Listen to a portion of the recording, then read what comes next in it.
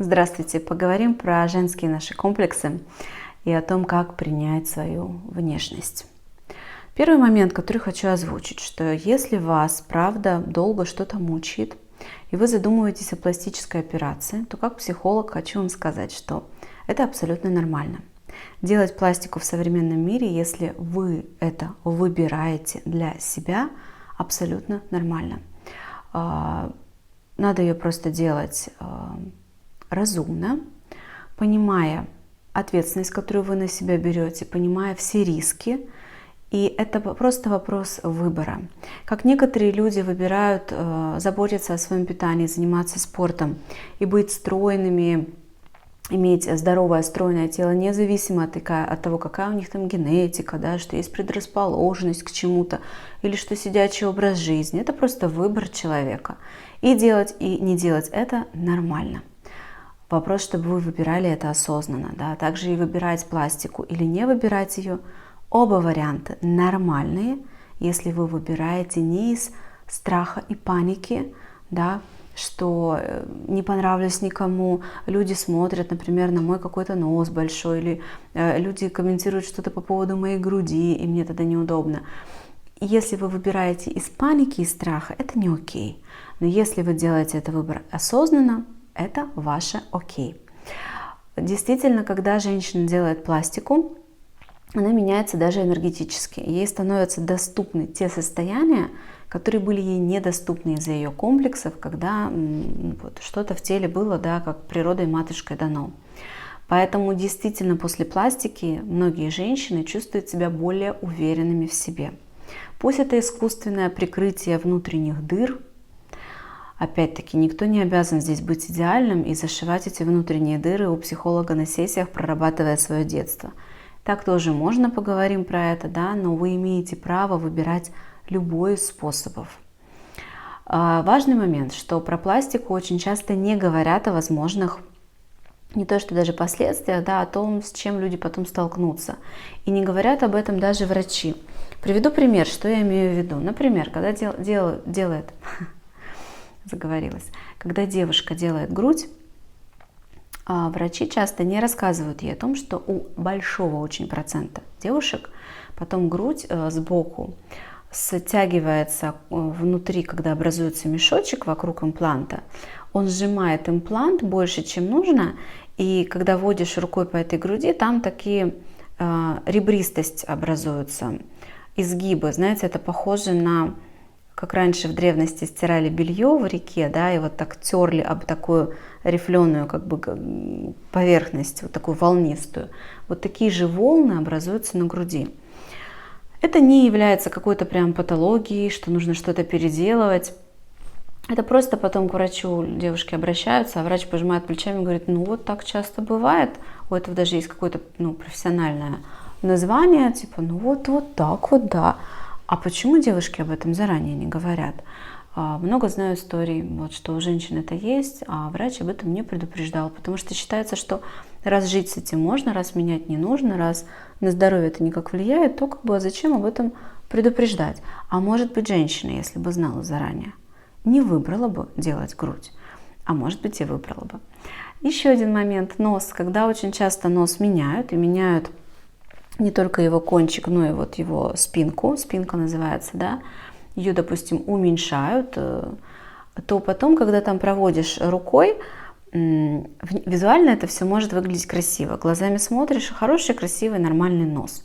Но когда проводишь там рукой, там ощущаются, сейчас говорю, у меня, знаете, как когда фломастером бывает водят, вот так сводят, меня тоже сводит. От этого все ощущается, спиленная кость, и она неровная, потому что, ой, не могу об этом говорить, вот так все как от скрежета.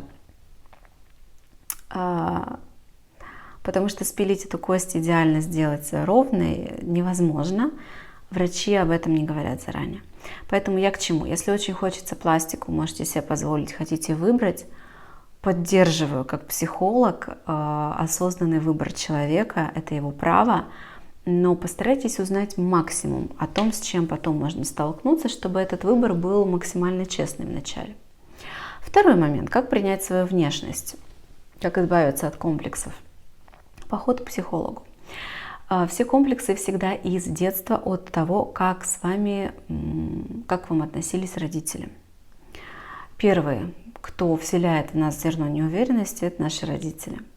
Потому что происходит это с самого нуля, с самого рождения, в первый год-два, когда ребеночек еще совсем маленький, уже там закладывается фундамент неуверенности в себе. И когда ребенок потом приходит, например, в школу, в садик и чувствует сложности, это уже наслаивается, как новое тесто на скелет вот этой неуверенности в себе, который получен с самого рождения, от контакта с родителями. Поэтому, если с психологом грамотно возвращаться в свое прошлое и прорабатывать эти места, прям менять эти места в вашем мозге, менять нейронные связи, то самооценка начнет меняться.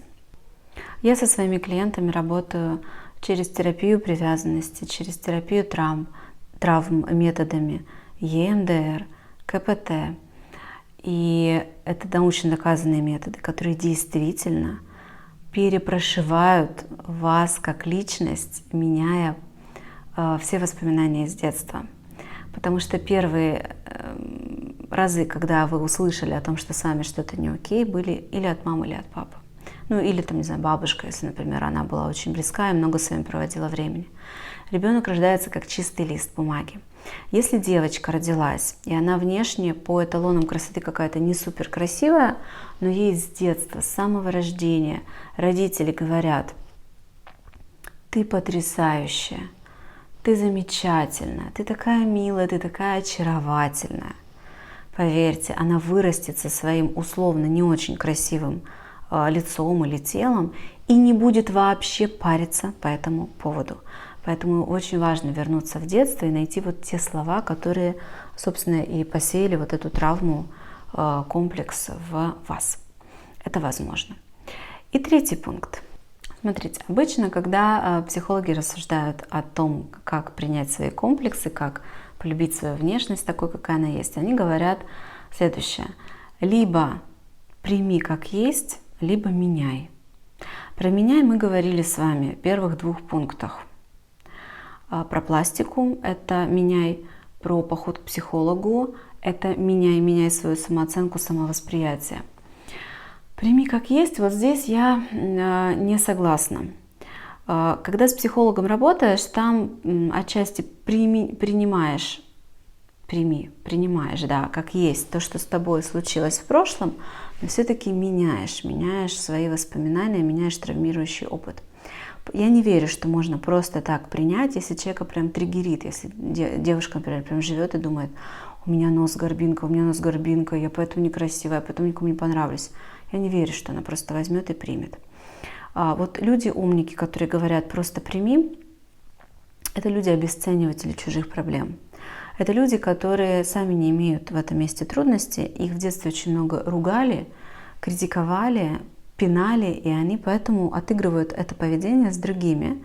И, видя чью-то уязвимость, очень любят подойти и подпнуть.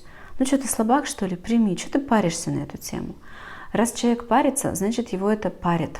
И если бы человек реально мог просто взять и принять, поверьте, все бы это сделали и без советов разных умников. Поэтому я про то, что меняйте, находите способ, как это сделать для вас, подходящий вам, то, что вы хотите выбрать. Но самое страшное, что здесь можно сделать, это не делать вообще ничего. Потому что менять, принять – это все глаголы. Глаголы – это про действие, то есть что-то сделать. А вот не делать ничего – это про бездействие. Это, конечно, тоже выбор.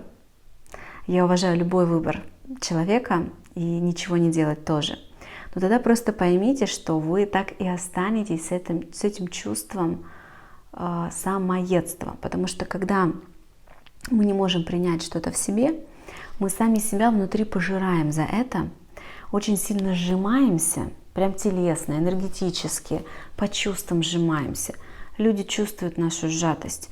И когда, например, у девушки нос с горбинкой, и она комплексует по этому поводу, и у нее не складываются отношения, и она думает, что это потому, что у нее нос с горбинкой, и она какая-то не очень красивая, допустим, с ним. А на самом деле отношения не складываются, потому что она сжата из-за этого своего комплекса. С ней рядом не очень комфортно находиться. Нам не очень комфортно находиться с теми, кто в какой-то внутренней проблеме своей варится. Это люди не очень неприятные, они нелегкие. Мы любим там, где просто, ясно и легко. Поэтому бездействие тоже выбор, уважаю и этот выбор, но просто понимаете цену, которую вы платите, когда вы не меняете свои трудности в жизни.